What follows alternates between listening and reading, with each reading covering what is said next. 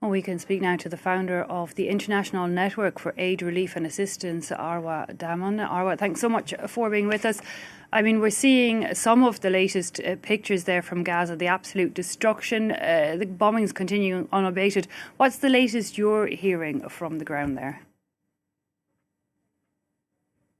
With a couple of our UNATA staff members, as well as some other colleagues at other organizations inside Gaza, and what they're really pressing to is just how freezing cold it is, and the rains are starting to come down. And so as you look at those images of rubble and destruction, we also need to recognize that the people that used to live in those buildings and locations are now in tents, and they have absolutely no way to keep themselves safe. What we have right now is a very deliberately created crisis. And I say deliberately created, and I very specifically mean deliberately created by Israel as it continues to impede not just the access of aid into Gaza, but our ability to safely deliver it within the Gaza Strip itself. What we have had to do for the last few weeks, because there was such a severe shortage of flour, and people were being crushed to death trying to get access to flour, access to bread at the bakeries, was to prioritize flour over winterization. And right now we have a situation where families are unable to stay dry and warm. There have been at least 6 people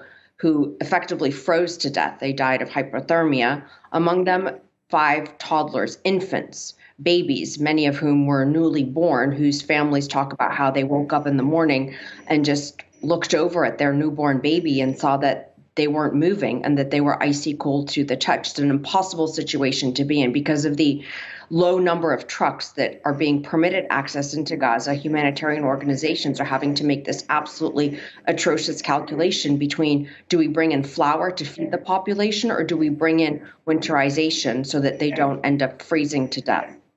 I mean, the level of hellish situation there it's hard for us to get our heads around in so many ways. Indeed, we saw already this week those infants, the newborns, 20 days old, that were dying from hypothermia, and yet still no movement from the Israeli side to let at least the vital necessities into people. I mean, people, it seems like it's the same now across the entire Gaza Strip with absolutely nowhere to go.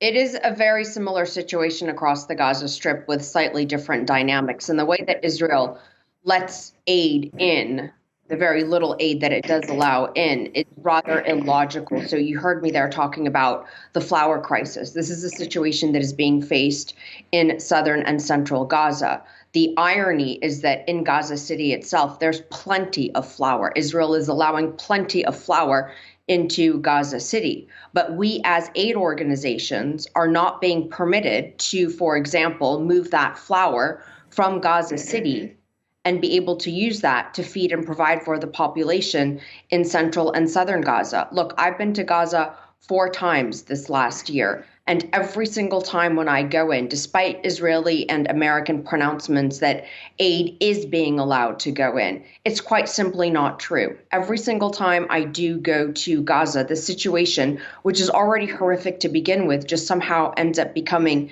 even worse.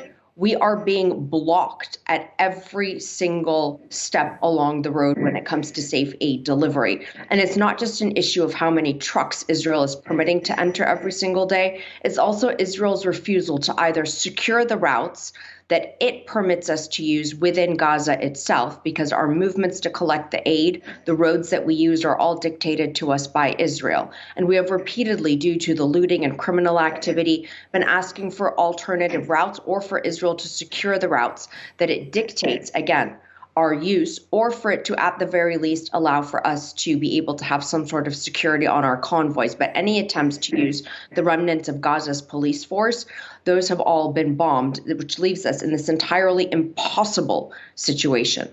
I mean, it's